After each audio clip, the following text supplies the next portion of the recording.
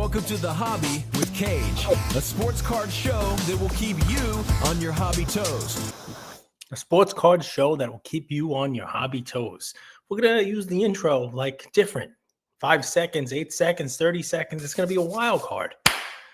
Hobby with Cage 234, brought to you by Arena Club and Bleaker Trading. And anybody else who wants the show brought to them, just, hit me in the DMs.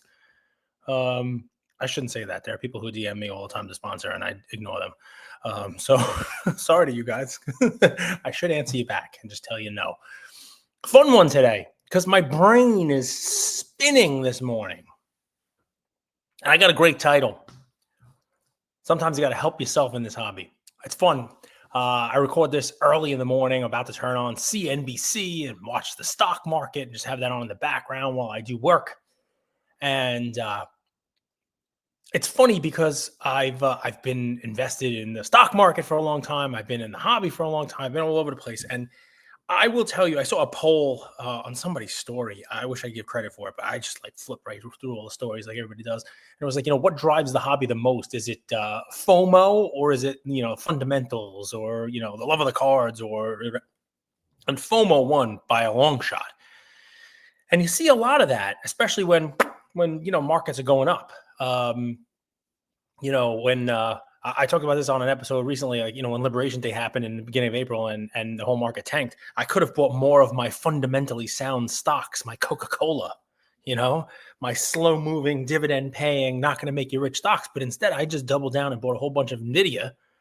And it's literally doubled since, because it's just caught the FOMO, caught the wave, caught the soccer market, caught the whole deal. But FOMO works a bunch of different ways. And I'm not going to reiterate that whole thing about how, there's no fundamentals to base a lot of the, card prices on.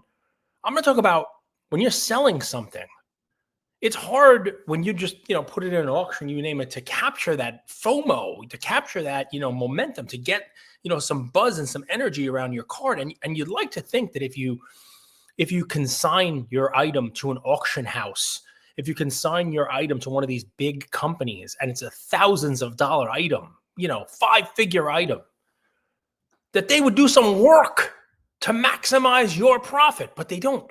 They don't. Let's just be as honest as we can. They don't, because they have too many items.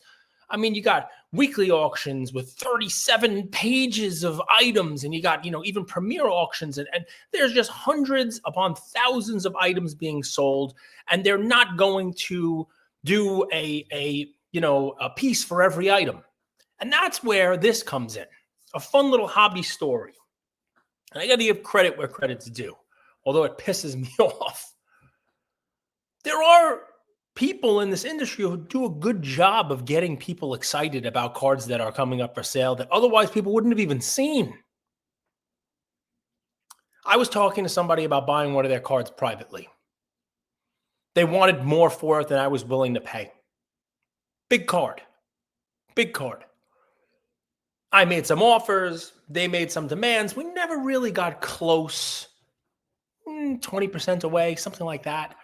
And, I checked in with them again at the end of the weekend, and I said, hey, let's talk. Maybe we can kind of bridge this gap. And, he says, I decided I'm going to, send it off to auction to fund some other purchases that I made. And the next day, I saw Nick, the Wharf Sports Cards, post about it. And I immediately messaged the guy who I was dealing with and said, congratulations, you're going to get more than what I was going to pay, and I'm not bidding. He's like, no, you got to bid for it. You don't bid. Of course, he tells me to bid, oh, maybe you'll still get it. Maybe you'll get it cheaper. No, the more people you get, the more people get bidding. Maybe I'll be the underbidder and bid somebody up and maximize this money. Of course, he wants me to bid. But I told him I'm not bidding, because get this and get this right, and I'm not paid by the Wharf in any way.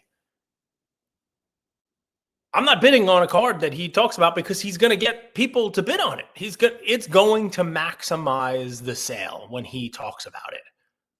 It's going to maximize the price because he does a very good job of identifying an item that's been consigned through him and talking about why that item is something that you should not miss now.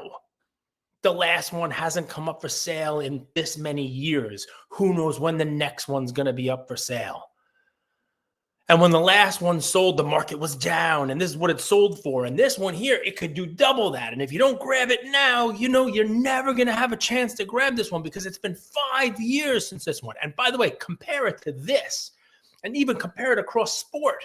You know, this is Barry Sanders. If the same card for Kobe came up, it would be 11 times it. Is that fair? Should Kobe be 11 times the price of Barry Sanders? It's a good value add if you're trying to sell one of your items and maximize the price you get for it, that he does. Adam, the Real 27 guy, very punchable face. I don't know what it is, Adam. When I see a face, I just want to punch it. But he does a very good job. He does a very good job of promoting items. If I were selling an item and it was thousands of dollars, I would offer Adam a couple $100 and say, make a video about this. I probably should have done that. I like to make videos about stuff myself, but I don't do as good of a job. I don't whip people up into a frenzy about, this is the card. If you don't get this card, you might as well just leave the hobby. This is the card that any serious collector needs. They like, I watch it. I'm like, oh my. Like, I started buying Peyton Manning cards for no reason. I hate Peyton Manning. I can't stand them. I started buying because I saw the Wharf post, and I'm like, holy, this might be the greatest thing that ever happened to cardboard, you know, since Amazon made boxes to ship things. And I need this Peyton Manning card. And of course, I sold it a couple of months later at a loss because I didn't even want it. The FOMO is real, man. And these guys, you got to give them credit. They do a good job. And why am I talking about this today? Because I'm selling something. I'm selling something in one of the auction houses. I did a little video about it. Check my page. It's ending tomorrow. And it's not where it should be. It's nowhere near where the last one was. And mine's nicer. And maybe that's my fault. Maybe you got to be first to market. You know, maybe the market has changed. Maybe people don't want it. I don't know. There's a million variables. But I had to make my own video. I had to tag the auction house. And to give them credit, they posted it on their story. But I had to make a video. I had to make a post about it.